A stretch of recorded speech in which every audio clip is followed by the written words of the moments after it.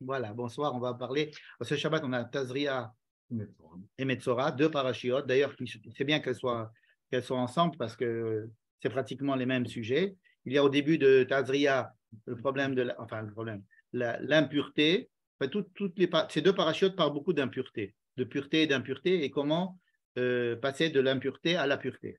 D'accord. Les sujets sont, le premier sujet, c'est une femme qui accouche, une femme qui a un garçon ou une fille. Ensuite, il y a toute l'histoire de la tsaraat, hein, tsaraat. Et ensuite, vous traduisez comme vous voulez, tsaraat, psoriasis, c'est sûrement pas la lèvre, ça se rapporte plus au psoriasis qu'à la lèvre. Enfin bon, tous les cas, la tsaraat. Et dans la paracha de Tazria, de Metzora, on continue à parler de. Alors, il y a la personne qui est Metzora, il y a les vêtements qui sont Metzoraïm, il y a la maison qui est Metzora. Et à la fin, on parle des écoulements, Zav, Zava, etc. Donc, il y a. Ce sont deux parachiotes qu'on aime bien sauter, quoi, qu'on aime bien éviter. À lire, à commenter, à expliquer. Donc, j'ai vraiment une position extrêmement délicate parce que elle touche tout à coup dans la Torah apparaissent des notions. Il faudrait peut-être 10 ans pour essayer de comprendre chacune, et ça foisonne de tous les côtés comme si tout était évident. Alors on parle de Toum'a, de Tahara, ensuite il y a des korbanot, il y a du temps, il y a comment passer d'un état de Toum'a à l'état de Tahara. C'est avec chacun. Des secondes, je vais essayer de fermer le micro des gens qui ont laissé ouvert leur micro. Voilà, oui, sinon on ne peut plus s'entendre. Voilà, j'ai éteint les micros des gens qui étaient ouverts. Et je vais essayer de parler d'un seul sujet. Et un seul sujet, c'est celui de la différence qu'il y a entre la loi écrite et la loi orale à propos de l'idée de savoir est-ce qu'on a le droit ou on n'a pas le droit d'être impur. Je m'explique. Dans la loi écrite, comme on va le voir maintenant dans beaucoup de versets, on a l'impression que la Torah ne voudrait pas qu'on soit impur. En tous les cas, que si on est impur, il faut tout de suite tout faire pour être pur. Encore de passer de l'état de Tum'a à l'état de Tahara. Et donc, on va voir un petit peu, on va passer en revue tous ces endroits-là, et on va voir à chaque endroit, peut-être qu'on va réussir à voir dans chaque endroit, qu'est-ce que dit la loi orale, c'est-à-dire qu'est-ce que dit la halacha. Je vous dis déjà que la halacha n'est pas du tout de cet avis-là. C'est-à-dire la halacha, en fin de compte, elle nous dit, vous pouvez tout à fait être impur, il n'y a pas de problème. Ça, c'est la loi orale qui le dit. La loi orale, et c'est ça qu'on a l'habitude de dire, étant donné qu'on lit la loi écrite tout de suite avec la loi orale, qu'on lit Rashi, qu'on voit la halacha, elle nous dit, il n'y a que lorsque vous allez rentrer au temple que vous devez être pur. Alors, si vous devez rentrer au temple, alors effectivement, vous devez calculer de savoir de quoi vous êtes impur, vous rendre pur et puis rentrer au temple.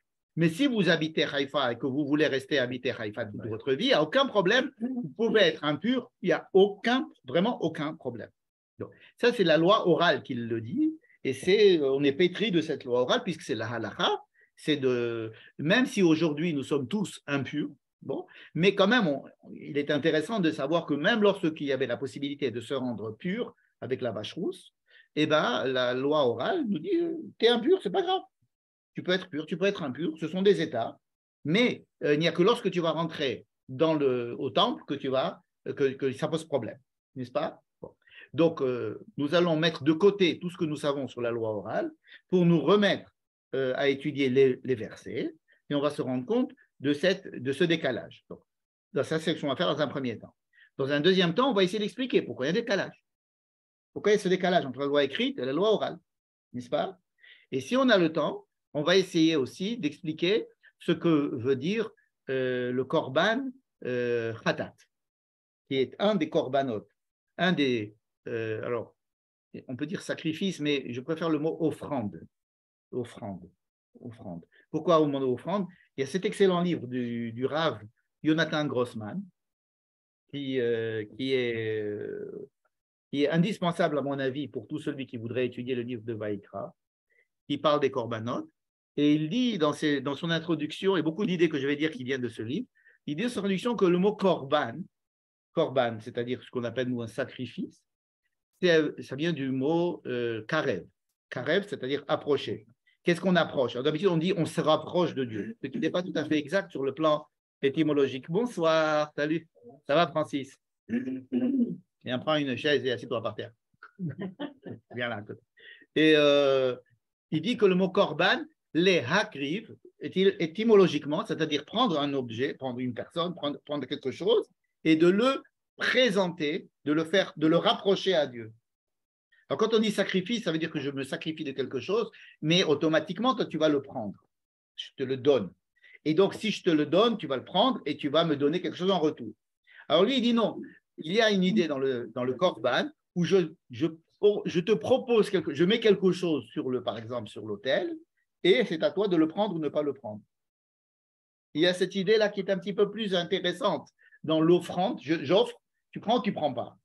On peut se de ne pas prendre, si beaucoup prend pas. S'il ne prend pas, il ne prend pas. Ça veut dire qu'il n'est pas obligé. Je ne vais pas acheter Dieu. Mais on peut voir s'il prend, il ne prend pas. Oui, le feu descend ou le feu ne descend pas. C'est facile.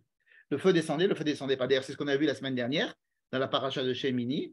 On était là tout transi de savoir est-ce que le feu allait descendre ou n'allait pas descendre. Est-ce que le feu allait sortir de Dieu et prendre? Et à un moment donné, oui, il sort. Il prend. Donc, tout le monde est très content. Ça veut dire que ça marche. Hein, c'est comme quand on fabrique un moteur et puis à la fin, on met le contact, on va voir si ça marche. Et là, ouais, ça marchait. Donc, le texte, il faut qu'il sera accepté puisqu'on te demande de le faire. Non. C'est pas volontaire. Alors justement, si tu traduis ça… si tu ne veux pas faire le processus de terrain. Le fait de lire les hakriv, ça veut dire de le présenter, de le rapprocher, c'est-à-dire tu le poses et puis on verra. C'est que ce que j'aime dans cette idée, c'est ce n'est pas automatique et ça, on n'achète pas Dieu. C'est que ce n'est pas un jukebox où tu mets 5 francs et tu as une bouteille, ou bien une machine à sous, ou bien un truc, une machine à distribuer des boissons, tu mets 5 francs, tu as une bouteille de coca. Alors je mets un korban, paf, je vais avoir… il y a une idée comme ça d'utiliser Dieu comme une machine, casse-pommade, qui est… Et je trouve que dans cette définition… C'est une petite remarque qu'il fait, mais entre parenthèses, je trouvais intéressant de dire les hakriv, et c'était pour expliquer pourquoi je préférais le mot offrande au mot sacrifice, où on a l'impression que je sacrifie pour toi, donc c'est moi qui fais la plupart des choses, et toi, tu es obligé de… Pour quelle raison que n'accepterait pas l'offrande? Mais ça, c'est son problème. La première offrande, c'est-à-dire que il l'a pas accepté. Quand tu donnes un cadeau à quelqu'un, est-ce qu'il va le prendre ou il ne va pas le prendre? Si tu offres une bague à une fille, on lui demande de te marier, est-ce qu'elle va l'accepter ou pas? Si je ne veux pas me marier avec toi. Ben voilà. Ouais, donc ça veut dire que quand on lui dit arrête mes coups d'échetli, si la fille ne prend pas l'objet, c'est sa manière à elle de dire je ne veux pas me marier avec toi. C'est pas parce que tu donnes que ça y est, quoi. Bon. Peu importe, je referme, ce n'est pas le sujet de ce soir. Donc le deuxième sujet que je propose d'étudier ce soir, si on a le temps, c'est ce qu'on appelle le korban khatat. Le korban khatat, c'est donc une offrande du mot khatat. Le mot khatat est un mot extrêmement difficile à traduire. D'habitude, on dit que le mot khatat vient du mot chet. Chet. Hein. D'ailleurs, il s'écrit à peu près pareil, chet, tête et aleph. Hein, un chet. Hein. Et khatat, chet, tête, aleph, et avec le tav.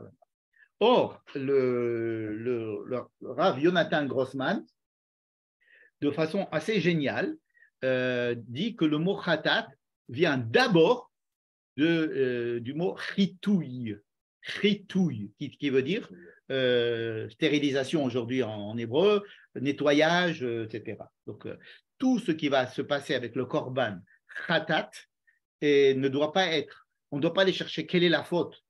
Parce qu'il va y avoir, à chaque fois qu'on va, pratiquement dans tous les cas où les gens vont devenir tamés, on va leur demander, s'ils ont par exemple passé 7 jours de Toum'a, alors le 8e jour, ils doivent amener un korban khatat entre autres. Ils amènent un korban rola, aussi un korban khatat. Des fois, ils amènent aussi un autre korban, mais en général, ils amènent un korban rola et un korban khatat. Et alors, tous les commentateurs se disent, ah, c'est quoi la faute? Alors, le type, il est devenu impur, donc il a fait une faute puisqu'il amène un korban khatat. Ah, donc, quelle est la faute qu'il a fait? Et alors, on va commencer à chercher des fautes. La première, c'est la femme qui enfante. Elle doit amener un korban khatat, tout de suite, waouh, c'est quoi la faute? Et alors, tout le monde dit, waouh, la faute, on lui invente des fautes. C'est très facile, les rabbins, ils aiment bien inventer des fautes. On peut toujours inventer des fautes. Et le rabbin Jonathan Grossman les repousse chacune des explications qui sont rapportées. Et il n'est pas du tout question de faute. D'ailleurs, vraiment, trouver une faute à une femme qui accouche, c'est vraiment avoir l'esprit tordu. Trouver quelqu'un qui est impur parce qu'il a eu un écoulement, mais ce n'est pas de sa faute. Il a eu d'accord, il amène un korban khatat. Pourquoi il amène un korban khatat? Quelqu'un qui a eu la tsarat. Ouais, la tsarat, on peut dire, ouais, parce qu'il a eu la tsarat, parce qu'il a fait une bêtise, il a dit mal. Bon, donc, mais déjà, la tsarat, c'est une punition, si on peut dire. Alors, qu'est-ce qu'il a besoin après d'un korban khatat? Donc, pour la femme, il y a aussi ce commentaire qui dit que comme elle a beaucoup souffert dans ouais, alors elle dit, je ne vais plus avoir d'enfants. C'est c'est à ce que je fais allusion, mais je n'ai pas voulu le dire parce que c'est ce genre d'explications qui sont repoussées tout à fait par Jonathan Grossman et que moi, je n'ai jamais, accepté, enfin, compris, disons, compris, on ne va pas dire accepté, je n'ai jamais compris, c'est aller chercher des fautes chez une femme. Si vous avez cité alors ça, on va en parler, c'est Rashi le dit, il ramène ça, c'est des Rachim, etc. Ils disent, voilà, la femme elle a tellement de douleur qu'elle dit, je ne voudrais plus avoir d'enfants, ou alors je ne veux plus avoir de relation avec mon mari, ou alors je regrette. Et si la femme n'avait pas dit ça? Et puis même si elle l'a dit, et même si elle l'a pensé, ce n'est pas une faute de penser des choses, etc. Donc c'est vraiment tiré par les cheveux, si on peut dire, cette explication. En tous les cas, elle est entièrement balayée. Et ça, on va le voir en deuxième partie. Si on traduit le mot khatat par le mot chitouille. Et on va voir de quoi il est question de chitouille. Hein. On n'a pas passé Pessah, mais donc on n'est pas dans les nettoyages et dans les. Mais on peut quand même réfléchir à ce mot chitouille pour se préparer dans 11 mois. On aura aussi un chitouille à faire. Bref, donc je résume, on va parler de deux choses. Un, c'est d'essayer de comprendre pourquoi est-ce qu'il y a un décalage entre la vision de la Toum'a, entre la loi écrite et la loi orale. D'accord? Deuxième sujet, on va essayer de savoir de quoi il s'agit dans le problème du chitouille. Et comme vous avez l'habitude, je ne traite jamais de deux sujets. Et si là, il y a deux sujets, c'est parce qu'elles sont liées. C'est pour ça que je prends deux sujets. Ce n'est pas simplement pour remplir le temps, parce que je pense que on n'aura pas. Mais c'est parce que comprendre l'une va nous permettre de comprendre l'autre. D'accord? Mais a priori, on pose ces deux questions. Donc, on va essayer de voir où c'est que la Torah parle de Touma, d'impureté. Hein, qu'est-ce qu'elle nous dit à propos de l'impureté? Alors, jusqu'à présent, dans tous les livres qu'on a vus, Bereshit, Shemot, il n'y avait pas écrit du tout le mot impureté. Hein? Il n'y avait pas écrit le mot impureté. Il y avait écrit un maximum les animaux qui ne sont pas purs pour entrer dans l'arche de Noé, mais pas impur. Il n'y avait pas le mot impur. Hein. Donc, la première fois qu'on le trouve ici, c'est dans le livre de Vaïkra. Donc, on va voir, on va faire une petite skira, on va voir. La première fois qu'on voit le mot Toum'a, pratiquement, c'est dans la liste des korbanot, justement. Hein. Justement, dans le korban khatat. Hein. Un korban khatat, c'est un korban de khatat, d'accord? CF, la fin du cours, puisque c'est korban khatat, mais on doit amener un korban khatat dans trois cas. Un des trois cas, c'est nefesh, qui tiga, je lis dans le livre de Vaïkra, au Pérec, dans le chapitre 5, au verset 2. Si une personne touche un objet tamé, un objet, donc vous savez que il peut y avoir des personnes, il peut y avoir des animaux, il peut y avoir des objets qui sont porteurs de Toum'a. Alors, onefesh asher tiga bechol davar tamé, au benivlat chaya, par exemple un animal impur qui est mort, hein, au benivlat behema, donc un animal sauvage impur qui est mort, c'est je touche son cadavre, ou je touche le cadavre d'un animal domestique. Ça, c'est l'avis de la Torah chez Birtav, ce n'est pas du tout l'avis de la Torah chez Béalpé. On n'est pas impur en touchant le nevela d'un animal qui n'a pas été bien abattu, hein, par exemple un behema teora. Mais la Torah dit que oui, on est enfin peu importe. Benivlat behema temea, on en parlera Daniel. O benivlat sheret tamel. Bref, il a touché des animaux morts et qui rendent impurs. Venerlam imenu. Or, il ne s'en est pas rendu compte. C'est tout celui qui fait un acte consciemment, il ne doit pas amener d'offrande expiatoire au temple. Ça, vous savez. Quelqu'un qui fait les offrandes expiatoires. Alors, connaissez ce qu'on va dire expiatrice. On ne le dit pas. Alors, les offrandes expiatoires que l'on amène au temple on peut les amener que si on a fait une erreur par inadvertance. C'est une erreur. Par exemple, on a allumé la lumière, du feu Shabbat, mais on ne savait pas que c'était Shabbat. D'accord? Donc, dans ce cas-là, oui, on peut amener un korban.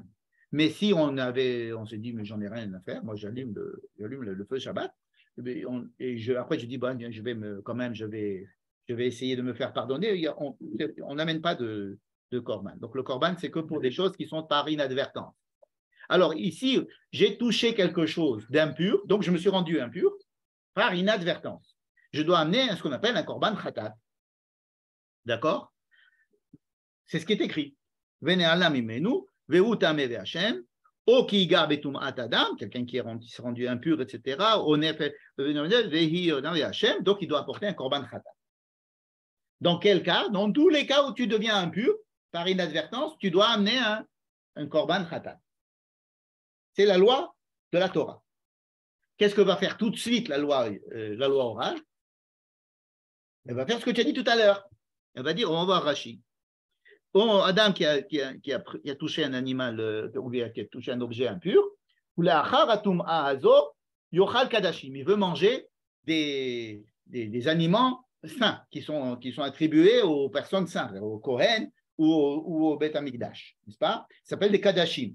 Donc, pour manger des kadashim ou pour rentrer au loïkanes l'Amikdash, pour rentrer au Beth Amikdash, il doit apporter un korban khatat.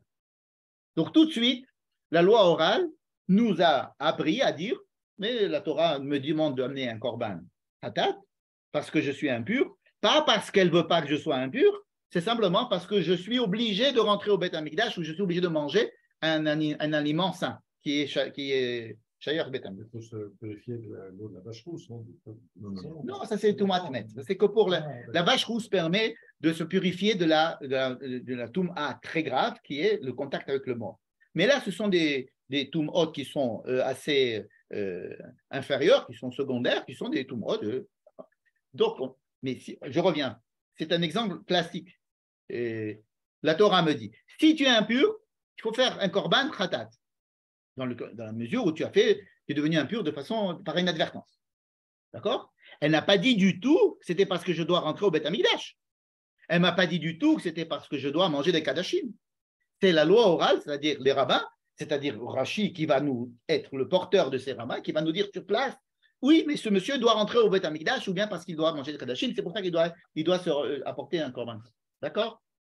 C'est clair? Donc là, déjà, on est en plein dans le problème. Continuons à voir d'autres sujets, par exemple.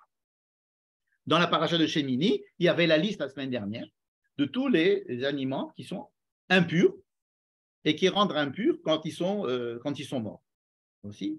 Et donc, on m'a dit, il ne faut pas manger les animaux impurs. On peut manger les animaux impurs, mais on ne peut pas manger les animaux impurs. Ça, vous le savez. Mais il y a deux phrases qui nous disent Mi besaram lotochelu, bon, ça je comprends, ne mangez pas des animaux impurs, ou benivlatam lotigaru, ne touchez pas leur cadavre parce que vous allez être impur. Donc, elle a envie que je touche, elle m'interdit de toucher leur cadavre de la même manière qu'elle m'interdit de manger un animal impur. N'est-ce pas? Donc, on a l'impression la semaine dernière, en lisant les choses, et même je lis l'un des derniers versets, vous devez être saint, je vous interdis, il ne faut pas vous rendre impur. En touchant les animaux qu'il ne faut pas toucher, les animaux morts, évidemment, les animaux vivants, il n'y a aucun qui va me rendre impur. Les animaux morts, alors ça va me rendre impur. Ne soyez pas impur. On remet ça là, arrête. Ne soyez pas impur. Et alors, évidemment, la loi orale, elle va dire, ben oui, on te dit ça parce que c'est si tu dois rentrer au Beth Amikdash. Encore une fois, n'est-ce pas? Mais il n'y a pas écrit ça, c'est général. De la même manière que tu n'as pas le droit de manger du poireau, tu n'as pas le droit de manger du cheval, tu n'as pas le droit de manger du chameau, eh ben, il ne faut pas te rendre impur en les touchant, en touchant des cadavres d'animaux qui vont te rendre impur. Non, mais c'est pas la même chose que dans la paracha d'avant. Si, mais c'est encore des psukim qui viennent t'expliquer que la Torah ne veut pas que tu sois impur, sans rapport avec l'entrée ou pas l'entrée dans le Beth Amikdash.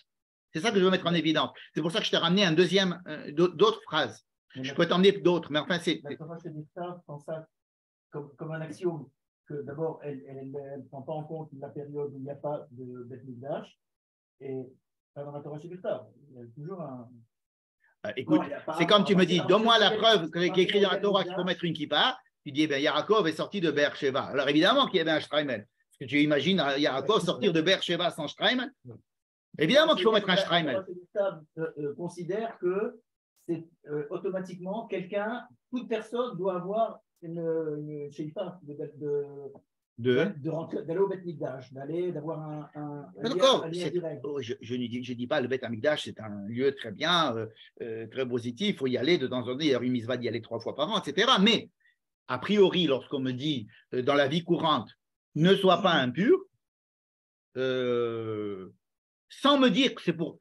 Quand même, on a une vie en dehors du Beth Amikdash.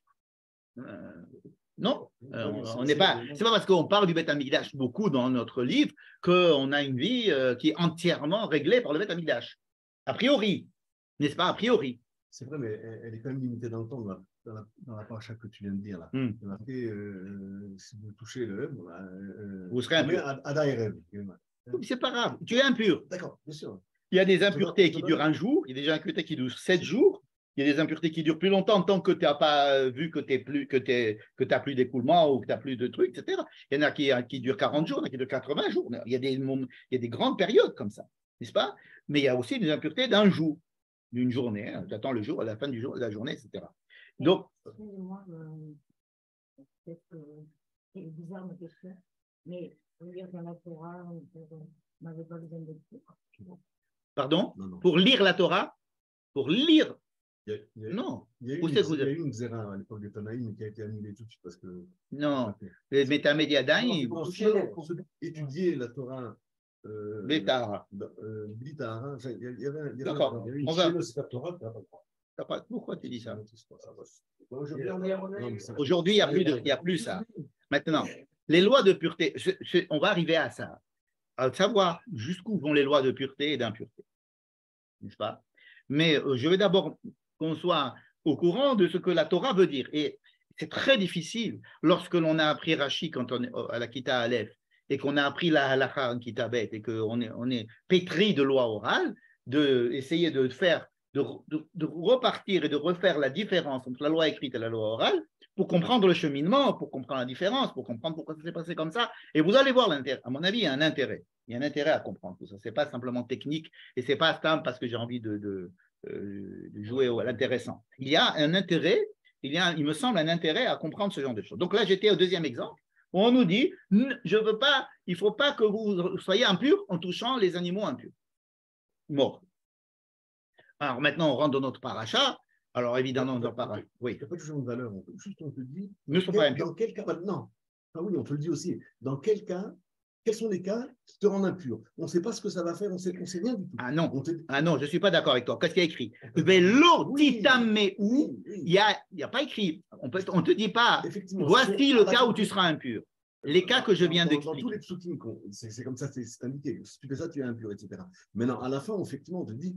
Je ne veux pas, le passage que je viens de dire, il dit Velo titameu, la Torah me dit, je ne veux pas que tu sois impur. Ce n'est pas les passouk. Si je n'étais pas sorti un passouk, on te dit dans tel cas tu es impur. Je te sors de passouk, on te dit je veux pas que tu sois impur. C'est-à-dire que si tu es impur, je veux que par tous les moyens, le plus tôt possible, tu deviennes pur. N'est-ce pas? Bon. Alors évidemment, il y a tous les cas de notre paracha. La plupart des gens étaient impurs tout le temps. Non, mais il y a alors, je rentre pas pour l'instant dans ce qui se passait, de ce qui s'est passé. Parce qu'on va y arriver. Je veux d'abord voir ce que la Torah, encore une fois, on est attiré par la pratique, qu'est-ce qu'on fait aujourd'hui. Encore une fois, je demande à ce qu'on étudie ça comme on fait à l'école, c'est-à-dire on reprend le texte et on l'étudie. On voit le texte, qu'est-ce qu'il dit tout seul. Comprenez? Et donc le texte est assez clair. Hein? Veizartem, je prends Veizartem et Bene Israël mitumatam. Vous allez mettre en garde les enfants d'Israël de leur impureté. Velo yamutu betumatam betam me'am et mishkani asher betocham. Alors là, oui, il y a un truc qui nous dit qu'en devenant impur, vous allez rendre impur le Mishkan. Alors là, c'est très intéressant. Ça, c'est une phrase qui va être clé pour comprendre le passage. Je ne veux pas que il va falloir que toi, Moshe, tu ailles, et toi et Aaron, vous alliez bien expliquer les lois parce qu'il ne faut absolument pas que vous soyez impurs. Parce que si vous êtes impur, alors vous rendez impur le Mishkan. Pas en y entrant. Même si vous n'y entrez pas. C'est ça le point. Comprenez? C'est-à-dire que je ne veux pas que vous soyez impur parce que si vous êtes impur, vous allez rendre mon Mishkan impur. On va voir en quoi est-ce que c'est embêtant de rendre le Mishkan impur. Sans rentrer. Sans rentrer. Regardez, je vais vous donner quelque chose de beaucoup plus proche de nous. Tout ce que la plupart des choses que le Kohen Gadol fait à Yom Kippour. Vous savez, il amène des sacrifices avec du sang, il fait des choses, n'est-ce pas, avec le sang. Pourquoi? C'est écrit dans la paracha de Acharemot. D'accord? Vechiper à la Kodesh. Il va demander l'expiation du saint. Le saint, c'est le Beth Amikdash. L'expiation du saint, c'est-à-dire que c'est le Beth Amikdash qui demande une kapara. Mitum ot Bene Israël, parce que les Bene Israël ont pu être impurs,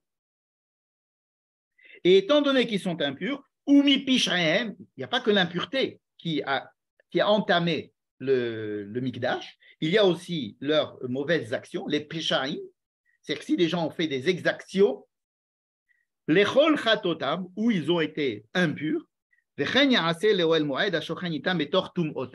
c'est ainsi qu'il fera au Mishkan qui se trouve à l'intérieur d'eux. Ça veut dire qu'une grande à Yom Kippour. Alors ça veut, mais on va voir ça. Mais déjà, on vous dit que la plus grande partie des choses que le Kohen Gadol fait à Yom Kippour, c'est pour demander pardon, on va dire nettoyer, purifier le Beth Amikdash des exactions que les Béné Israël ont fait, mais pas en entrant dans le Beth Amikdash, même là où ils sont. Ils ont fait des exactions, ils ont rendu le Beth Amikdash impur. Et c'est là que, par Zoom, voilà. Et c'est là que l'on va commencer à comprendre en fait ce qui se passe. Je vais dire qu'il y a deux lignes de lecture possibles. Pourquoi est-ce que les rabbins ont à chaque fois, je ne vous ai pas vu toute la liste, mais à chaque fois, ils ont donné un rapport avec l'entrée au Beth Amikdash. Par exemple, je vous donne des Benivlatam Lotigaru, par exemple, le truc qu'on a vu tout à l'heure, ne vous rendez pas impur en touchant des animaux morts impurs, n'est-ce pas? Les parachacheri. Il dit non, la Torah ne dit ça que c'est simplement pendant les fêtes. C'est une loi qui ne concerne que les fêtes, Pessah, Shavuot et Sukkot, parce qu'ils ont tous allé au temple, ils vont tous rentrer au temple, et donc pour ne pas qu'ils soient impurs en rentrant au temple, on leur dit de ne pas toucher les animaux impurs, alors que le texte ne parle pas du tout des régalim. Vous avez bien vu que c'est une trouvaille de la loi orale qui a dit, alors, mais tu vois bien que c'est une interdiction assez générale de ne jamais toucher un animal mort impur, parce que ça va te rendre impur. Donc, ne le touche pas. Alors, la loi orale dit, non, tu peux le toucher, il n'y a pas de problème. Simplement, à Pessah, quand tu vas devoir rentrer au Beth Amikdash, pendant les régalim, alors fais attention, éloigne-toi des animaux morts, etc. Encore une fois. Un autre truc encore, Veizartem et Bene Israël mitumatam, ce qu'on vient de lire tout à l'heure. Et ça veut dire quoi? Vous devez demander aux enfants d'Israël qu'ils fassent très attention de ne pas devenir impurs. C'est un passouk qui était très clair. Tu leur diras de ne pas être impurs. Qu'est-ce que les rabbins, comment est-ce qu'ils comprennent ce passouk? Enfin, comment ils l'expliquent ce passouk? Ils disent, c'est pour te dire qu'un homme et une femme ne doivent pas avoir des relations sexuelles le soir où elle est censée avoir ses règles, même qu'elle n'a pas eu, pour pouvoir s'éloigner de la Toum'a qui pourrait subvenir. C'est-à-dire, c'est un passo qui va me rajouter, si vous voulez, une journée supplémentaire avant les règles. D'accord? Alors, c'est l'ifrisha, mais ça mourre les beseta. Voilà la traduction halachique de ce passouk qui, a priori, ne parle pas du tout de ça. On a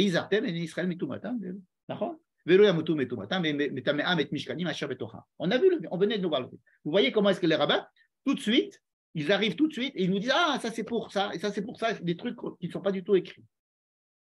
Alors les rabbins ne sont pas, c'est pas qu'ils ont envie de rendre les choses plus compliquées et qu'ils cherchent des trucs à s'accrocher. Et qu'est-ce qui s'est passé? Pourquoi les rabbins ont fait ça? D'accord? La question est claire. La question est claire. La loi orale a été donnée aussi à Moshe au Sinaï. Alors, la loi orale, c'est une loi qui se développe de chaque génération et qui se développe et qui se développe et qui se développe. Bon. Maintenant, c'est pas spécifique au dossier de la Touma et la Théama. Non, la loi orale, il y a ça, ce que je vous dis maintenant sur la Touma et la Tahora, on pourrait exactement le faire sur énormément de pratiquement toutes les lois, si on commence à prendre une loi, et on va voir qu'est-ce que la loi écrite dit, comment est-ce que les rabbins la traduisent et la traduisent en halakha, et vous allez vous dire, ben oui, c'est normal, puisqu'il y a ce mot en plus dans la paracha, donc c'est pour me dire ça. Comme si les rabbins ils avaient une liste de lois et qu'ils se disent à quoi ça correspond. Bon, on va chercher un passouk qui va me dire où c'est. Ah, celui-là, tiens, celui-là, il m'a l'air libre. Ah ben voilà, alors moi je le prends, ce passouk-là, il vient me dire. C'est qu'ils ont une liste de lois et ils veulent prendre chaque loi et la rattacher à la loi écrite et donc ils vont chercher un mot. C'est ce qui apparaît. C'est beaucoup plus subtil que ça. Mais c'est ce qui apparaît lorsque vous étudiez la Gemara. Il dit non, moi, il y a une petite lettre là en plus, tu vois. Il y a un mot, il y a une petite lettre en plus dans ce truc.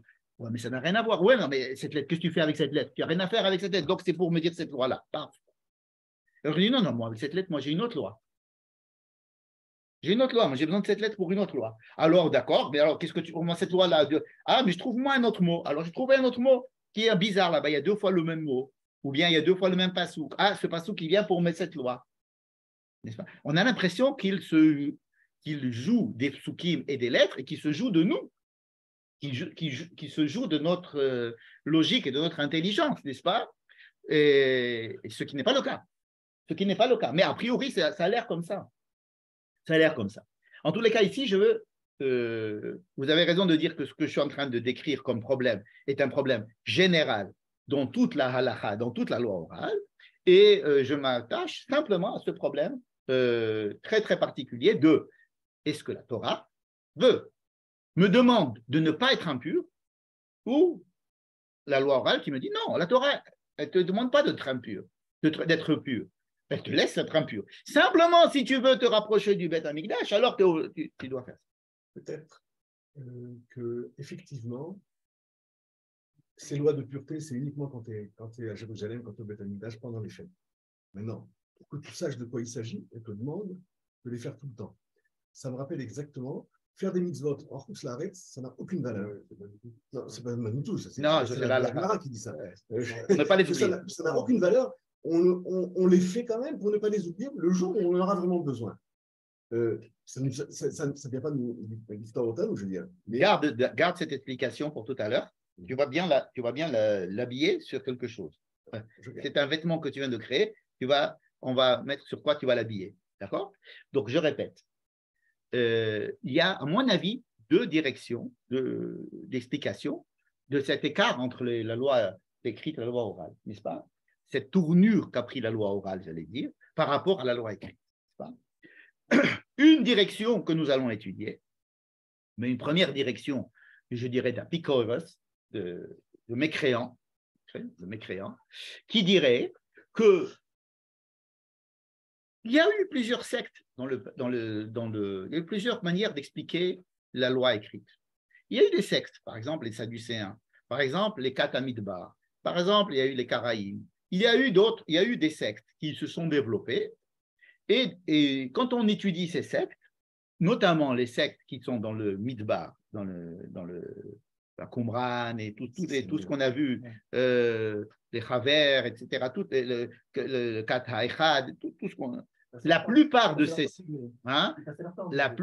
sectes ont pris à la lettre la volonté de ces psukim et ils ont dit la Torah ne veut pas qu'on soit impur. Donc, on va sans arrêt être pur. Toute leur vie tournait autour de comment être pur. C'est-à-dire ils n'acceptent pas dans leur communauté des gens qui étaient impurs. Et dès que quelqu'un est impur, tout de suite, il va au mikvé. C'est-à-dire que c'était au centre de la vie religieuse. Et même la loi orale, c'est la distinction entre les Chaverim et les Améharet. Il y a, ceux qui font Makpidim absolument, absolument, les Chol Chokim Betara, absolument. Il y a entre, quand on étudie toutes ces sectes, en tous les cas, ce qu'on en découvre de plus en plus jusqu'à aujourd'hui, on fait des découvertes sur la vie religieuse de ces sectes qui faisaient partie du judaïsme et qui se sont séparés du judaïsme. Alors, il y a ce qu'on appelle les Prouchim, les pharisiens, duquel nous sommes descendants et nos rabbins sont descendants des pharisiens, qui ont développé une autre théorie, qui était une théorie de arrêtez avec vos histoires de pureté et d'impureté, vous nous cassez la tête. Ce n'est pas si grave que ça. On va limiter l'histoire au temple et à Jérusalem. Et laissez-nous tranquilles. Ça veut dire qu'il y a, ça commence à devenir insupportable vos histoires de pureté et d'impureté. Et donc, ils ont, et c'est une des grandes dissensions qu'il y a entre les Prouchim et les autres à propos de cette histoire de pureté et d'impureté. Entre les extrémistes de la pureté et les extrémistes de bon, ça va, n'en faites pas une grande histoire, il y a une graduation que l'on retrouve même chez les Prouchim et même dans les avis des rabbins à ce sujet. Par exemple, en disant, les Prouchim, c'est les pharisiens. Donc, c'est nous. Nous sommes, nous, les descendants des pharisiens, en fait. Pas? Et la halakha, c'est la halakha pharisienne.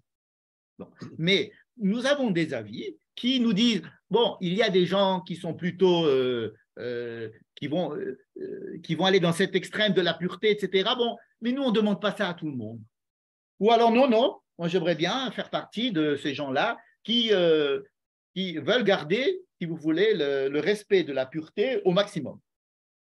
Il y a donc un respect de la pureté et de l'impureté qui va de la stricte observance de ce que l'on vient de lire dans les textes qui, a priori, nous disent il faut absolument tout faire pour être pur, n'est-ce pas? Et faites tout pour ne pas être impur, jusqu'à l'autre extrême dont la loi de la halakha est grandement issue, disons qu'elle n'est peut-être pas à l'extrême, elle est un petit peu avant l'extrême, en nous disant non, c'est simplement si tu vas au Beth Amikdash. Autrement, l'impureté, c'est pas très grave. Et puis, notre état aujourd'hui, on arrive à s'en accommoder, on arrive à faire quand même un judaïsme rabbinique.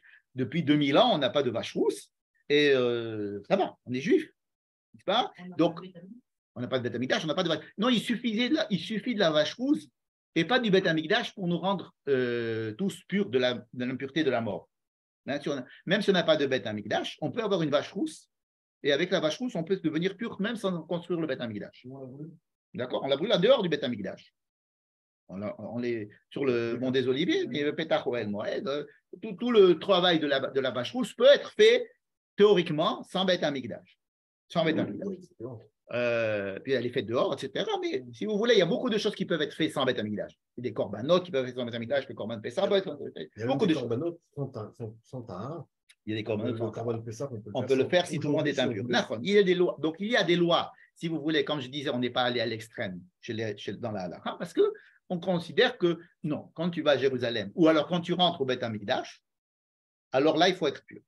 Et dans ce cas-là, il faut être vraiment pur. Ce qui fait, par exemple, qu'aujourd'hui, beaucoup de gens disent on n'a pas la vache rousse, donc on ne peut pas rentrer sur le mont du Temple. Vous savez qu'il y a beaucoup de rabbins qui interdisent de rentrer sur le mont du Temple parce qu'on est impur. N'est-ce pas? Donc ça, c'est resté quand même un consensus. Alors, les gens qui disent oui, d'accord, mais moi, je ne rentre pas là où on ne peut pas rentrer, je vais dans un autre endroit, donc je connais l'endroit où je peux rentrer quand même, mais ils font quand même faire une villa. Enfin, il y a toute une graduation, si vous voulez, autour de ce sujet-là.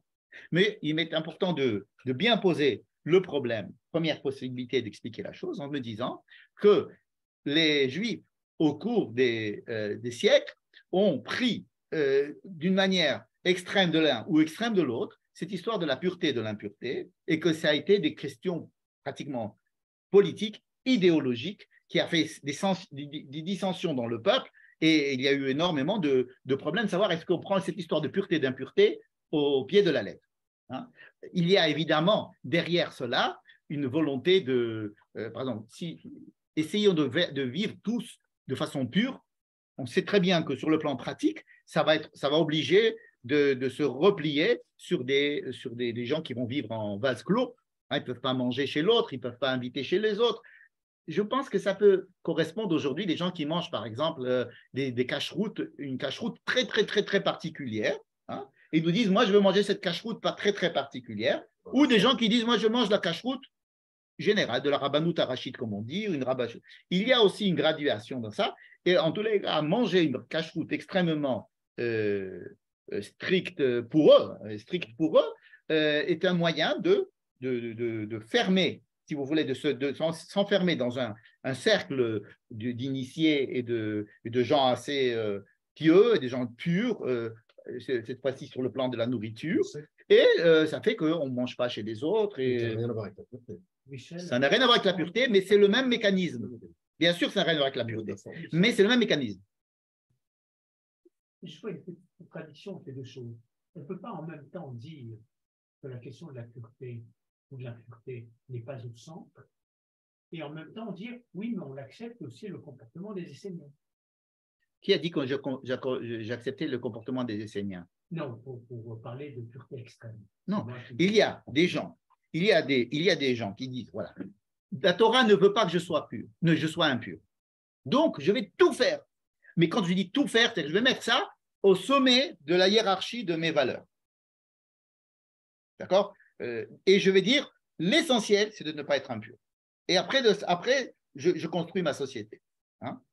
Je peux faire ça. Ou alors, je dis non, il y a d'autres choses qui m'obligent à fabriquer une société du genre la communauté, le partage, la vie économique, les relations sociales, les relations avec les autres, une vie qui va demander d'avoir une vie beaucoup plus ouverte, si j'allais dire, hein, et qui vont obligatoirement me demander d'avoir des exigences au niveau de la pureté qui vont descendre. Est-ce que c'est clair, cette chose-là? Et il y a une graduation. Et ce n'est pas pour rien que l'on voit que les Juifs, hein, les Juifs qui ont choisi de prendre à la lettre les lois de pureté, en mettant les lois de la pureté à la tête de leur échelle de valeur, ce sont des sectes, des très petites sectes, et qui habitaient dans des endroits extrêmement reculés. Il y a d'autres théories, ils étaient là-bas parce qu'il y avait des persécutions, il y a d'autres théories qui disent que c'était un chemin pour lequel on passait pour aller au temple, il y a toutes sortes de théories. Mais on ne peut pas exclure cette théorie-là de la fabrication de petites cellules de Juifs, on va dire, soucieux d'une extrême pureté, et qui ont sur quoi s'appuyer dans la Torah, encore une fois, sur la loi, et qui vont s'isoler, si vous voulez.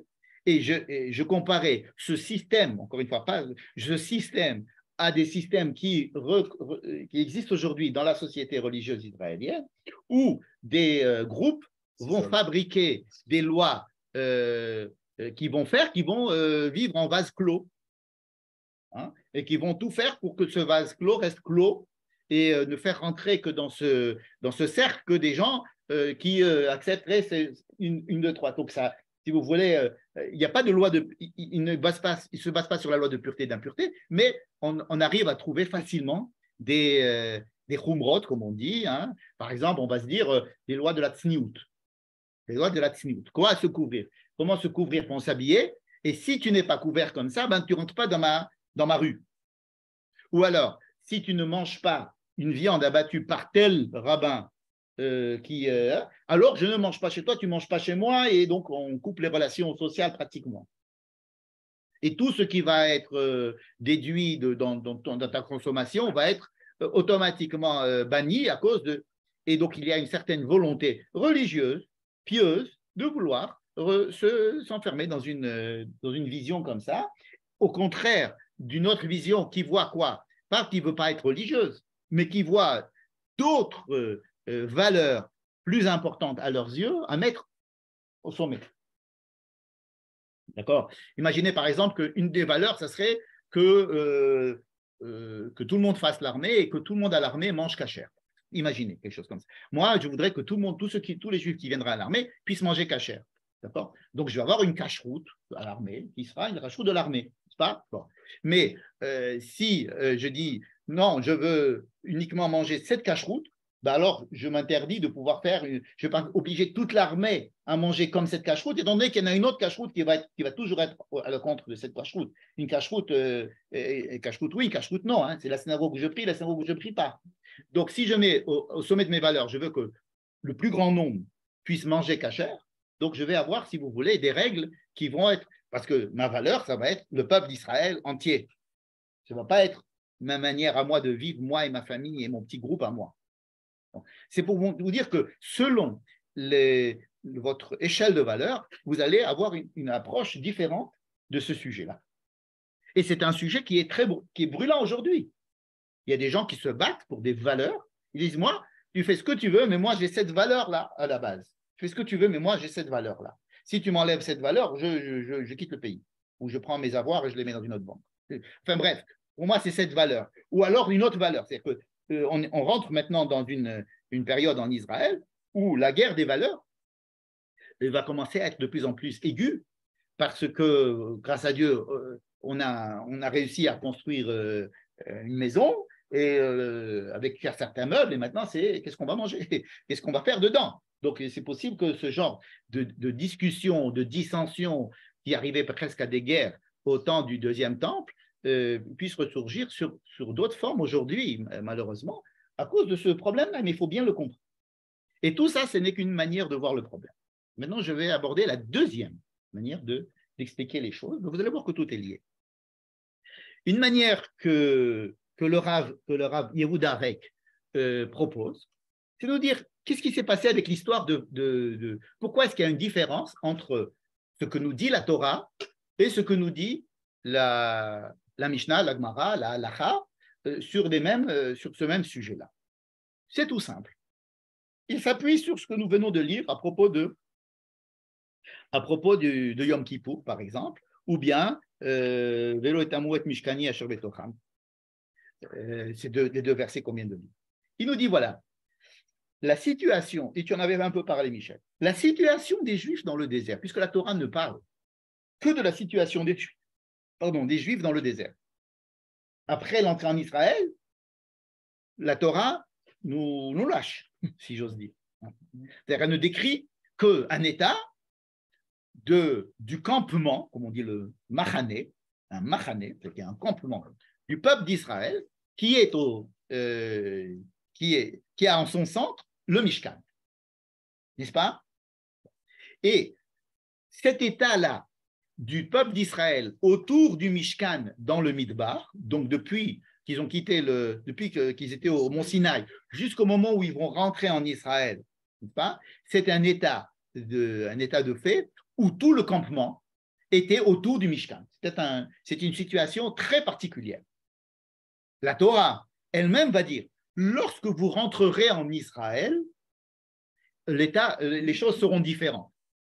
Par exemple, si vous êtes dans l'état du désert, l'état où il y a le Mishkan et il y a tout le campement, vous n'avez pas le droit d'abattre une bête si vous ne l'avez pas amenée en offrande au Beth Amikdash, en Shelamim. Vous n'avez pas le droit de faire un méchoui. Quand vous êtes dans le bout du campement, vous n'avez pas le droit. Ce qu'on appelle Bessar Ta'ava. J'ai envie, je prends un mouton, je l'égorge, avec la shrita, je le mange. Non, tu n'as pas le droit.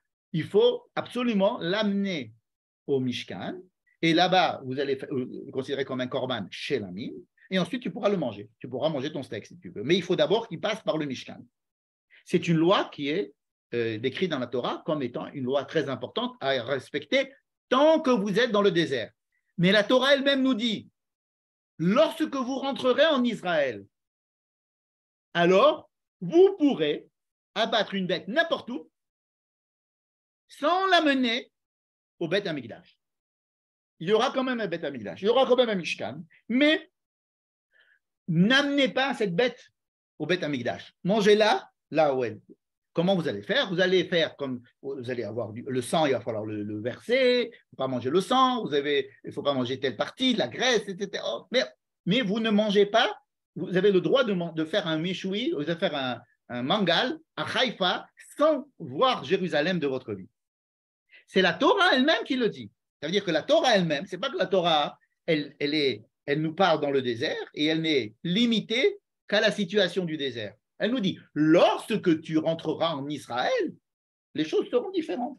Parce que quand tu seras rentré en Israël, l'état dans lequel tu seras, elle sera différente, donc il y a des choses qui vont changer. Et elle nous dit ce qui va changer. Elle précise, le pur et l'impur le mangeront. C'est intéressant. Oui, tu as raison, ça aussi c'est intéressant. Et par exemple, la manne, il y a de la manne. Tout le temps qu'ils étaient dans le désert, ils avaient de la manne. Du jour où ils rentrent en Israël, il n'y a plus de manne. C'est obligatoire qu'il n'y ait plus de manne. Alors, quel est l'état idéal? C'est celui du désert dans le Mishkan ou l'état dans l'état d'Israël? Après vous. C'est évident pour toi, n'est-ce pas? Est-ce que c'est évident pour tout le monde? C'est quoi, hein? C'est d'être en Israël. L'état dans lequel on est l'état dans lequel on est c'est pas tous les Juifs qui pensent pareil. C'est pas tous les Juifs qui pensent pareil. Vous voulez rester dans le désert. Il y a beaucoup de gens, d'ailleurs, qui sont d'ailleurs assez proches de ces gens très pieux, je mets le i avec un tréma, qui nous disent non, l'état idéal, c'est de rester dans l'état du désert. Il y a une autre vision que je partage avec vous, c'est celle de dire l'état du désert est une préparation à l'état de l'entrée en Israël, et l'état du désert, c'est comme l'enfance et l'âge adulte. Le but n'étant de ne pas garder des enfants toute leur vie, bien que l'état de l'enfance soit une étape extrêmement importante, où il faut énormément investir dans cet état-là, mais dans le but d'avoir un état adulte ensuite. Et donc la vie en Eretz Israël est considérée comme un état d'adulte dont la préparation est extrêmement importante dans le désert. Revenons à nos moutons, si j'ose dire, les pauvres. Alors, le Rav Yehuda Rek, et beaucoup vont le suivre évidemment, le Rav Jonathan Grossman aussi, il dit l'état qui est décrit dans la Torah à propos de l'interdiction d'être impur est valable dans le désert parce que tout le campement est autour du Mishkan et quoi qu'il arrive au campement intervient au Mishkan. C'est-à-dire qu'il faut comprendre qu'est-ce que c'est que le Mishkan et qu'est-ce que c'est que le campement. Comment a été construite cette structure-là? Des gens qui habitent autour avec les Lévis et avec le campement. Alors, il y a, à chaque fois que quelqu'un fait une faute ou est impur, automatiquement, ça influe sur tout le campement et ça influence le Mishkan. D'accord? C'est ça qu'il faut comprendre. C'est un état qui est extrêmement difficile pour nous à comprendre aujourd'hui, où chacun voudrait vivre sa vie tout seul. Et puis, bon, j'ai fait ça tout seul. Je n'ai aucune manière. Je t'ai pas fait du mal. Moi, j'allume la lumière Shabbat. Toi, non. Chacun, il fait ce qu'il veut. Donc, on est tranquille. Il y a une idée ici qui est complètement à l'opposé. Dis non. Lorsque quelqu'un fait quelque chose dans sa maison, dans le campement, il influence tous les Juifs dans le campement et le Mishkan. Et donc, par exemple, on va demander dans le Sefer Bamidbar que certaines personnes impures quittent le campement du Mishkan et aillent dans le campement de Lévi. Et certaines d'autres impuretés doivent quitter le campement de Lévi pour aller dans le campement d'Israël. Et d'autres qui, en tant que dans le campement d'Israël, doivent quitter le campement d'Israël et être à l'extérieur du campement complètement. Pourquoi? Parce que le campement pâtit à des conséquences de l'état d'impureté de toute personne qui se trouve dans le campement. Donc, et là je passe au deuxième sujet et je reviens au premier. Le deuxième sujet, c'est Korban Khatat. Vous vous rappelez Korban Khatat? Pourquoi on demande à quelqu'un d'impur qui a fait une certaine sorte d'impureté, des impuretés qui durent plus que 7 jours, à part la Nida, pour faire rapide. toutes les impuretés qui durent plus que 7 jours, à part la nida. Il ne faut pas non plus exagérer avec la nida, on va commencer à dire des corbanotes tous les mois. Donc, à part la nida qui dure 7 jours, toutes les autres impuretés, qui sont assez rares, disons, qui durent 7 jours, le 8e jour, on doit amener entre autres un korban khatat. Pourquoi? Eh bien, tout simplement parce que j'ai entaché quelque chose dans le campement et dans le Mishkan. Tout simplement. C'est pas grave, à part qu'il faut maintenant, si j'ai sali, c'est comme si je vous dis, excusez-moi de prendre cet exemple, mais il faut se brosser les dents à chaque fois que vous mangez. Il faut que les dents soient toujours propres. Donc, dès que vous mangez, il faut brosser les dents. Imaginez, il y a des gens qui pensent comme ça. Dès que je mange, il faut que mes dents soient toujours pures, il faut que ça soit toujours propre de tous les côtés. Hein, des gens qui deviennent hystériques de la propriété, des autistes aussi, n'est-ce pas? Mais on vous dire, tu sais quoi? Écoute, une fois par jour, 2 fois par jour, de temps en temps, quand c'est, d'accord? C'est une vision plus cool, j'allais dire.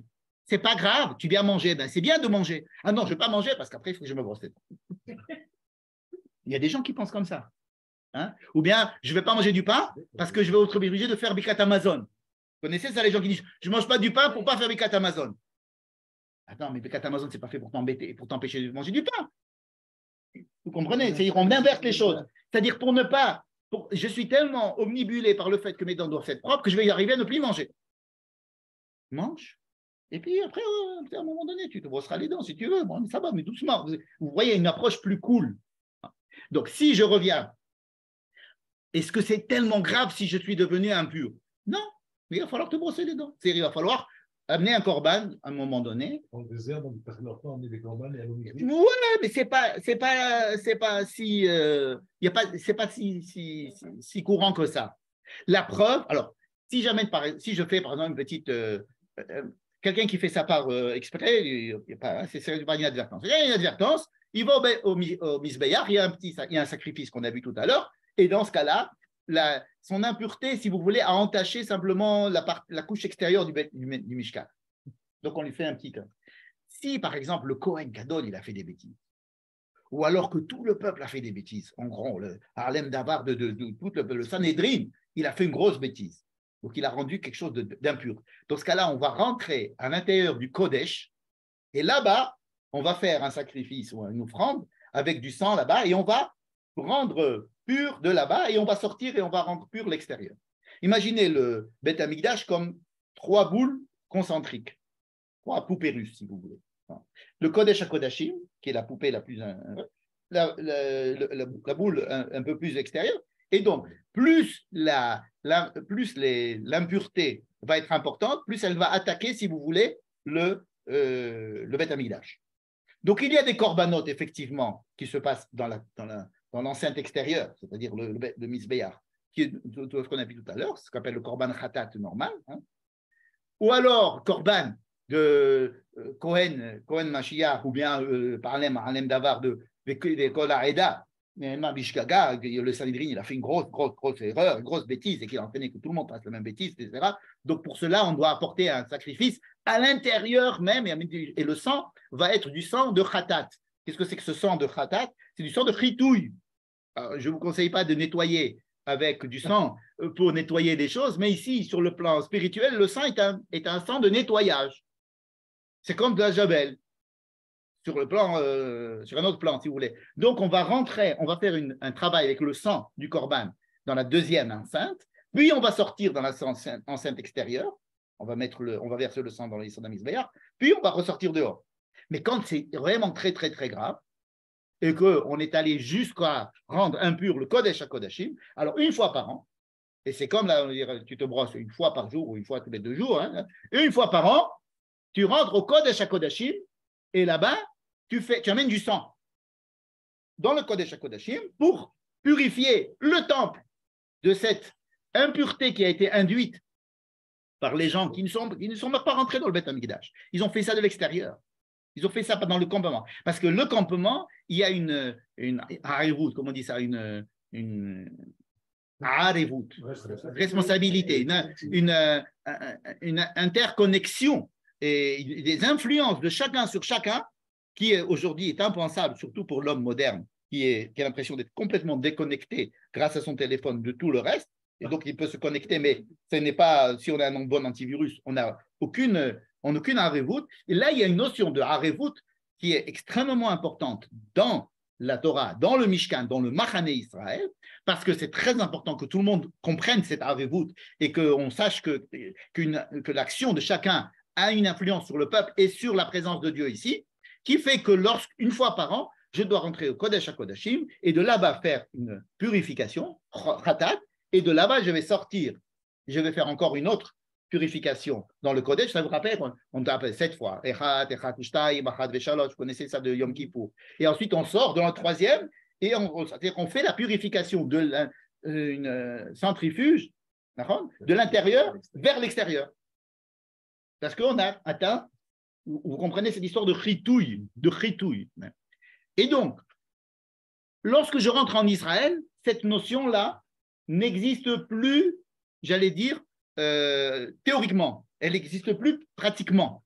Elle existe, ça veut dire que tout ce que j'ai appris maintenant, qui se passait dans le Mishkan, va me servir pour développer une idée de, comment tu dis, responsabilité, de co-responsabilité, de savoir que ce que chacun fait va être. Mais sur le plan pratique, il n'y a que Jérusalem qui va être concerné par ces lois de pureté et d'impureté. C'est-à-dire qu'il y a les murailles de Jérusalem, il y a ensuite la Hazara, et ensuite il y a le Harabait et la Hazara, donc 3. Mais en dehors de ça, les rabbins qui ont développé donc la loi orale pour la vie en Israël, évidemment, puisqu'ils ont vécu en Israël, etc. Après, ils ont dit non, les histoires de pureté et d'impureté, c'était valable dans le Mishkan, et c'est là-bas qu'il est interdit d'être impur, parce qu'à chaque fois que tu vas être impur, tu vas avoir des conséquences terribles. Mais quand vous êtes en Israël, le fait d'être impur n'a pas des conséquences terribles. Ce n'est que quand tu vas venir à Jérusalem que tu vas devoir faire tout ce qui est. Vous comprenez maintenant cette manière on comprend un petit peu mieux ce que les rabbins ont fait. On a quand même l'obligation de venir à Jérusalem. Alors, quand tu viens à Jérusalem, alors tu dois venir, mais alors 3 fois par an. Hein? Et Rambam a compté les nombres de fois où les gens sont impurs et purs. Il dit, mais c'est que très, très peu de gens ne pouvaient rentrer au temple en fin de compte. C'est très, très, très peu de gens parce que les conditions pour rentrer au temple sont tellement strictes et Rambam dit, c'est pour ça. C'est pour ne pas que les gens encombrent, ils viennent toute la journée, c'est pas encombrer le temple. C'est pas un endroit où être. Et il faut savoir qu'il existe, et il faut prier vers lui, mais c'est pas un endroit où il faut au contraire apprendre à être, comme je disais tout à l'heure, adulte et vivre à l'extérieur. D'où le développement de la loi orale qui nous dit tout ce que vous avez écrit ici, c'est vrai pour les 40 ans du désert, même pas 40 ans, 38 ans peut-être du désert, uniquement. Pourquoi? Parce que c'était un état exceptionnel d'enfance du peuple qui doit apprendre la harevut, même dans la famille. Ce qu'on enseigne à nos enfants quand ils sont à table, etc. Tout le monde est à la maison, tout le monde est ici, on venait pour le kidouche, on venait pour l'Havdalah, on est là. On ne va pas demander ça à tous les enfants, une fois qu'ils sont mariés et grands-parents, tous les Shabbats. Mais ils ont appris, tu peux si tu veux, mais enfin, tu ne vas pas demander à tous tes enfants de venir tous les vendredis soirs à table avec leurs enfants et leurs petits-enfants et leurs biberons, tous les vendredis soirs à table. C'est Israël, ils ont compris cette histoire de famille, cette histoire de Shabbat, cette histoire qu'il faut être solidaire dans la famille. Quand est-ce qu'on va leur donner ces valeurs? On va leur donner dans l'enfance. Puis à un moment donné, ils vont garder ces valeurs ancrées en eux, mais ils vont vivre leur vie. De la même manière, on apprend ces histoires de pureté et d'impureté extrêmement strictes et de l'interconnexion que chacun a avec l'autre dans le campement, dans le désert, et la présence de Dieu qui est entachée par l'action de n'importe qui et qu'il faut sans arrêt réparer pour remettre du propre, si vous voulez. On refait un reset. Tous les ans, on fait un reset de cet état-là. Et à chaque fois que quelqu'un amène un korban, il va faire un reset de la troisième cercle. Quand il y a une erreur des gens importants dans le peuple, eh bien, on va faire un reset. Mais du deuxième, et quand c'est tout le peuple, eh bien, on le fait depuis le centre une fois par an, quoi qu'il arrive. On va pas attendre, on sait qu'il y a eu des problèmes dans l'année, on sait qu'il y a des choses qui se passent, et on va dire une fois par an, on fait un reset général avec Yom Kippour. Mais la capara du Mishkan, elle se fait justement à Yom Kippour, quand la plupart des gens, parce qu'à Yom Kippour, personne ne vient à Jérusalem. Alors, tu me parles tu me parles de quand? De l'état du désert ou l'état où ils sont en Israël? Non, l'état du désert ou l'état où il y a le Beth Mikdash. Alors, maintenant, je n'en ai pas encore parlé. Le Mishkan se fait à Yom Kippour. Pour tout le monde. Tout le 90% du Tzibour reste toujours. Il faut bien comprendre l'état de l'état dans le désert, qui encore une fois correspond à l'état d'enfance du peuple, où les arachim, les valeurs et les lois sont extrêmement strictes et on doit apprendre des choses. Et ensuite, on nous dit, rentrez en Israël, cet état continuera à exister à Jérusalem, mais vous pouvez continuer à vivre tranquillement, si j'ose dire, dans le reste du pays, tout en respectant ces lois lorsque vous venez en Israël et en respectant les valeurs. Maintenant, étant donné que Jérusalem va continuer à fonctionner, le temple va continuer à fonctionner, le reset va continuer à marcher. Donc, si vous voulez, on a plus de latitude. On a plus de latitude. Vous comprenez? Là, maintenant, je relis les deux notions que nous avons apprises. La deuxième notion, c'était le chitouille. Que korban khatat, c'était un korban chitouille. Alors, c'est vrai que quand je fais une faute, je fais un chet, j'ai besoin aussi d'un chitouille. Je me sens mal. Je lui ai dit un truc qu'il ne fallait pas que je lui dise. Je me sens mal. Jusqu'à ce que j'aille lui demander pardon, j'ai une bêtise. J'ai dit quelque chose qu'il ne fallait pas que je dise, ou j'ai fait quelque chose qu'il ne fallait pas que je fasse, ou bien que j'ai fait quelque chose que je ne savais pas qu'il ne fallait pas le dire, et je l'ai dit, ou j'ai quelque chose qu'il ne fallait pas faire, je l'ai fait. J'ai fait un chet. Mais si je mène un korban pour le chet, c'est un chitouille du matzah, c'est une purification personnelle, c'est-à-dire essayer de me réparer, si vous voulez, de cette faute que j'ai faite. Donc, il n'y a pas une déconnexion complète entre le mot chitouille et le mot chet. Le mot chitouille est premier. Le mot chet est un exemple du chitouille. Ça veut dire que quand quelqu'un amène un korban khatat, c'est un korban chitouille. Et dans ce chitouille, il peut y avoir plusieurs raisons de faire un chitouille, de faire un nettoyage. Soit parce que j'ai fait une faute, soit parce que j'ai été impur, soit parce que il y a des choses qui n'ont pas été éclaircies, plein de choses. On va faire un birou, on va essayer d'éclaircir la chose, essayer d'arranger, de l'étaquer quelque chose. Dans ces tikkun, dans ces chitouilles, il y a aussi le chet, la faute. Mais ce n'est pas parce que je parle de chitouille qu'à chaque fois il y a une faute. À chaque fois qu'il y a une faute, il y a chitouille, mais à chaque fois qu'il y a chitouille, il n'y a pas de faute. Donc, ce n'est pas la peine de chercher une faute chez le Metzora, ou une faute chez la femme qui accouche, ou une faute chez le Zab. Comprenez? Bien. Donc, maintenant, on peut essayer de comprendre. En fait, les rabbins, lorsqu'ils ont développé la loi orale, ils l'ont développée pour un peuple qui vit en Israël.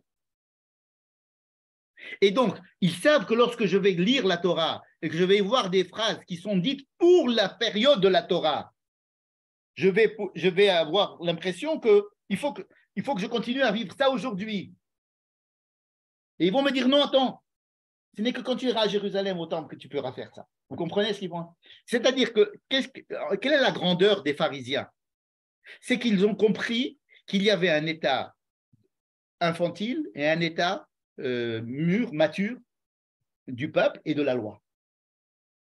Et qu'il y avait une tendance infantile, sectaire, de comprendre la loi et de vouloir revenir dans cet état sectaire en étant extrêmement soucieux des lois de pureté qui sont très caractéristiques à mon avis, et de ne pas voir qu'il y a ici une volonté de développer un État, un peuple, une armée, une économie, toute autre, des autres valeurs qu'il faut mettre maintenant en exergue, et que vouloir se replier sur des lois qui ont été données dans l'enfance pour l'état infantile du peuple, et de vouloir revenir à ça, il y a beaucoup ici de tendance de régression à l'infantilisation.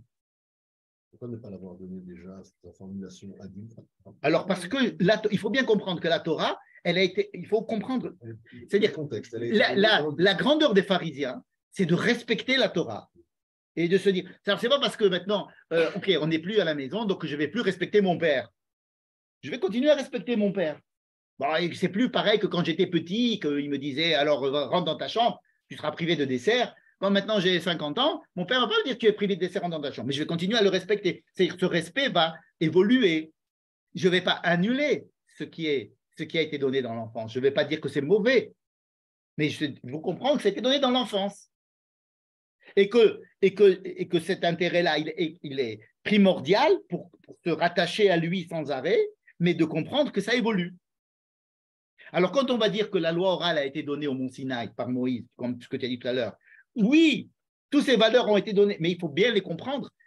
Le développement du peuple que la Torah elle-même décrit dans le livre de Devarim, où on a dit, lorsque tu rentreras, voici par exemple ce qui va changer, voici ce qui va changer. Donc elle-même, elle initie cet état d'adulte qui va changer. Et vous avez beaucoup de différences entre le livre de Devarim et les autres livres. Quand vous allez lire la halacha, vous allez voir que la halacha du livre de Devarim, les mots, l'échelle des valeurs est complètement différente dans le livre de Devarim, pour toutes les mitzvot. Shabbat dans le livre de Devarim ne va pas être le même Shabbat que dans le livre de Shemot. La Shemitah dans le livre de Devarim ne va pas être la même Shemitah que dans le livre de Shemot. Pourquoi? Parce que vous allez rentrer dans un état d'adulte, et donc les conditions qui sont des conditions que je voudrais que vous appreniez à vivre avec, parce que ce ne sont pas des conditions qui sont à dédaigner. Hein, beaucoup de gens disent « Ah, Chadesh Yemenu Kekedem, refais-nous vivre comme c'était avant ». Mais ça, c'est une régression infantile. Les psychologues, ils n'aiment pas ça. Il faudrait les Chadesh et pas les… Voilà. Mais alors, ramène-nous comme on était avant, c'est une position de repli, de peur. D'ailleurs, beaucoup s'appellent comme ça, peur, peureux, parce que si je fais une régression, j'ai ici une tendance à vouloir retrouver une situation bien connue, puisque c'est la situation de l'enfance, elle était bien structurée, où j'avais moins de décisions à prendre, puisqu'il y avait le père et la mère, et moi j'étais un enfant. Donc c'est une situation confortable, une situation où je me sens à l'abri, évidemment. Donc c'est une situation qui est très alléchante, sur le plan personnel et sur le plan du groupe. Viens, on va faire un tout petit groupe, hein, et on va faire un petit groupe de copains, on va ouvrir un petit moshav de petits copains comme ça, on n'aura plus les problèmes de voisins, on n'aura plus le problème de mairie, on n'aura plus de problèmes. Et donc, c'est une tendance comme ça qui voudrait se retrouver comme ça, et on comprend tout à fait ces sectes. Mais encore une fois, ces sectes, le problème de la secte et de l'intérêt général du pays, c'est la différence qu'il y a, m'en semble-t-il, entre les lois de la pureté et de l'impureté qui sont décrites dans la Torah écrite et la traduction qu'on en fait les pharisiens, c'est-à-dire la halacha, à partir du moment où ils ont compris que le judaïsme était une religion d'adultes, et que des régressions sont tout le temps possibles. Et en ce sens, il me semble que l'étude de ce sujet peut nous paraître effectivement actuelle. Mais c'est pas nous ramener à l'état du Sinaï, c'est nous ramener à l'état de Jérusalem, avec le Beth Amikdash. Oui, chacun va traduire ça comme ça. Chadesh Yemenu Kekedem, remets-moi dans mon shtetl avec mon rabbi et mon shtreimel. Ou bien, Chadesh Yemenu Kekedem, viens, on reparle arabe, marocain dans notre famille et on répète les machins et on va vivre comme si on va mettre des babouches et des djellabas parce qu'on veut redevenir des Marocains comme on met là. Ou alors, non, je voudrais bien retrouver l'état d'Israël qu'il y avait avant et essayer de comme a dit Daniel, avec les Chadesh, etc. Donc, c'est qui est la véritable traduction. Mais je vous dis, on peut s'appuyer sur beaucoup de phrases comme ça pour justifier une régression. Vous voyez? Voilà. Est-ce que c'est à peu près clair ce que j'ai dit? Vous voyez que les deux sujets sont les mêmes, en fait, Ritou, Hatat, etc. Voilà. Est-ce qu'il y a des gens qui nous suivent en Zoom qui ont des questions à poser? C'est le moment ou jamais? Avant que les gens se lèvent. Non, c'est une façon spéciale de voir les choses, mais je pense que c'est pas du tout courant. Ah ben, je vous remercie de m'avoir suivi ce cours spécial et vous invite à d'autres cours spéciaux la semaine prochaine.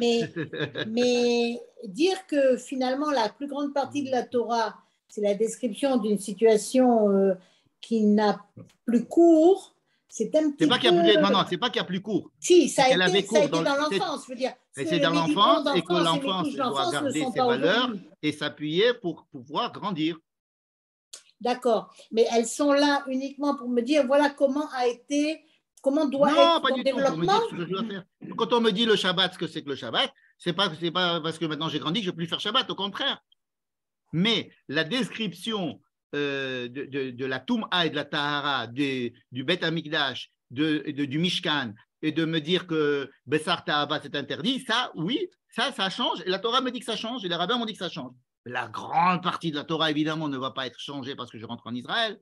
Et il ne faut pas me faire dire ce que je n'ai pas dit. Il ne faut pas dire parce que tout ça, c'était valable dans le désert. Donc maintenant, on va jeter à la poubelle et qu'on ne va plus faire tout ça. Ce n'est pas ça que j'ai dit. J'ai pris des lois très précises que les rabbins ont changées de façon intentionnelle et s'ils l'ont changé, c'est parce que c'était une volonté idéologique, politique. Ils ont pensé que la Torah voulait que je change ces choses-là à partir du moment où je rentre en Israël et ils s'appuient sur les faits que la Torah elle-même dit, etc. Et alors, vous ne ferez pas comme vous faites ici. Mais pas pour tout, évidemment. Non, je veux dire, c'est tous les cas. Pour les choses qui sont bien précises, pas pour tout. Évidemment, la plupart des choses restent, n'est-ce pas ce que j'ai décrit tout à l'heure comme éducation des parents sur les enfants, on ne va pas changer du jour au lendemain. Et si moi appris mes parents à ne pas mentir, ben, je vais continuer à ne pas mentir. Ce n'est pas parce que je suis devenu adulte que maintenant je vais pouvoir mentir. Non. Ou bien s'ils m'ont appris à ne pas voler, eh ben, je vais continuer à ne pas voler. Enfin, je vais essayer. S'ils m'ont dit de mettre des filines, je vais continuer à mettre des filines. Mais il y a certaines choses que les parents, que je ferai chez mes parents en tant qu'enfant, que quand je vais grandir, je vais les appliquer de manière différente. Que les mêmes principes, étant donné que je vais grandir et que je vais avoir d'autres valeurs, d'autres échelles de valeurs qu'il va falloir composer avec, eh bien, ils vont commencer à être enregistrés sous des indices de valeurs différentes que celles qui étaient lorsque j'étais chez mon père et ma mère. Et donc, l'histoire des corbanotes qu'il y avait dans le désert, l'histoire de la Toum'a de la Tahara, l'histoire de Bessar Ta'ava, que j'ai pris ces exemples-là, sont des exemples très précis qui ont été modifiés. Ça, c'est clair pour tout le monde. C'est clair pour tout le monde. Est-ce que je peux poser une question? Attendez, monsieur Azout, il y a une autre question. Attendez. Oui, pardon. Pardon, il y a l'élaboration de la halakha, par définition, elle ne s'est pas faite dans la Torah, elle s'est faite après, dans la loi orale. Mais on s'appuie toujours sur la Torah. Rien n'a été dit par les rabbins qui n'est pas rattaché à la Torah. Hein, c'est ce qu'on a dit tout à l'heure, n'est-ce pas? Et même lorsqu'ils le disent que c'est le contraire de ce que dit la Torah, ils nous l'expliquent quand même. Oui, monsieur Azout, je vous écoute. Oui, pardon. Quand je suis dans le désert, j'ai un statut d'assisté. Donc, je vis dans l'assistanat, c'est ce qu'on a dit, etc. C'est un peu ça. Je rentre en Israël. Non, c'est ça, quasiment. Je rentre en Israël, donc on m'oblige à prendre une autonomie. Ouais, c'est ça. Donc, je suis autonome, etc. Puisque alors, la question que je pose, c'est est-ce que Tahara, Touma et Tahara, plus les corbanotes, est-ce que tout le monde s'en va? Attendez, monsieur Azout. Comme personne ne vous entend, alors tout le monde s'en va. Je vais leur dire au revoir. Et alors, continuez votre question en privé. Allez-y. Ok, pardon. Alors, la notion de Touma et Tahara plus les corbanotes, vous dites à un moment donné que ça change quand on est dans le désert et puis quand on rentre en Israël. Mais cette notion de Tahara qui part donc de la parachate qu'on va lire cette semaine, elle reste, cette notion de Tahara sur un plan, bon, on fait une extension, sur le plan par exemple de la femme, etc., du problème de Nida, il est toujours vivant celui-là. La plupart des choses restent. La plupart des choses restent. Il y a certaines choses qui ne restent pas, et je vais vous expliquer pourquoi. Mais la plupart des choses, elles restent, évidemment. C'est la question de Muriel. La plupart des choses, elles restent. Mais il y a des choses qui sont modifiées. Je vais vous expliquer pourquoi elles sont modifiées, ces choses-là. Ne pensez pas que tout est changé, encore une fois. La plupart des choses, elles restent. Il y a certaines choses qui sont modifiées à cause du changement d'état, du passage du désert en Israël. Mais la plupart des choses restent. La plupart des choses restent. La Torah n'est pas caduque. Elle ne devient pas caduque en Israël. Non, tout à fait, mais je voulais terminer là-dessus. J'ai du mal à vous entendre, monsieur Azout, je suis désolé. Il y a trop de bruit ici. On en parlera plus tard, si vous voulez, ensemble à la synagogue. Je vous salue bien bas.